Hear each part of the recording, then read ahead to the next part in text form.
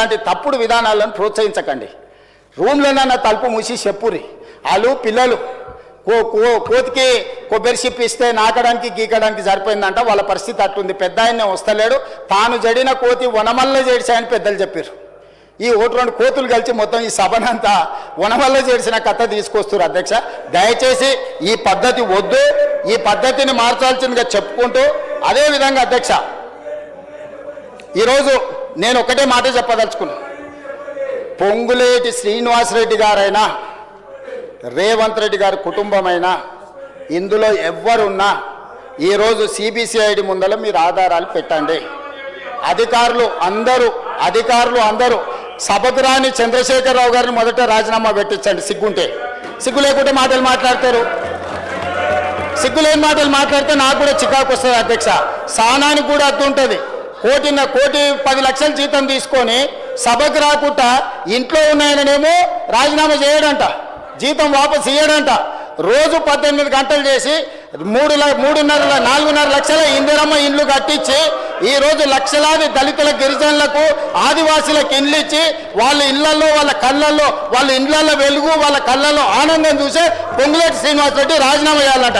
సిగ్గుండాలి మాట్లాడడానికన్నా కొంచెమన్నా. అంటే మీరు చెప్పింది వినకపోతే మంత్రి రాజీనామా చేయాలనా? మీ తాతలు దిగొచ్చినా జరగదు.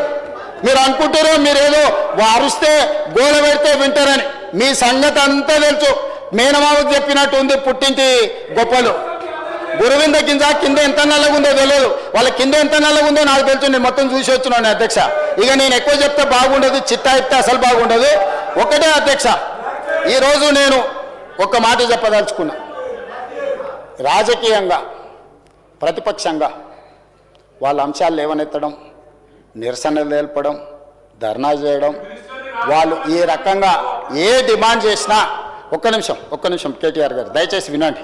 ఇది వినాల్సిన సందర్భం. దయచేసి ప్లీజ్ ట్రై టు అండర్స్టాండ్. ఏ అంశమైనా వాళ్ళు లేవనెత్తవచ్చు, ఏ అంశాన్నైనా ప్రస్తావించవచ్చు.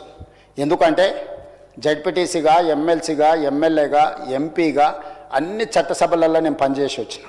చాలామందికి లైఫ్ టైం మొత్తం ఎమ్మెల్యేగానే ఉంటారు, కొంతమంది ఎంపీగా ఉంటారు.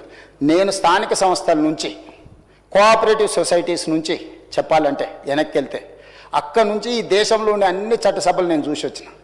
ఏ చట్టసభలైనా గ్రామాలలో ఉండే సమస్యల మీద చర్చకు వినియోగించుకోవాలి. గ్రామాలలో ఉండే సమస్యనే నియోజకవర్గ సమస్య, జిల్లా సమస్య, రాష్ట్రం సమస్య, దేశం సమస్య.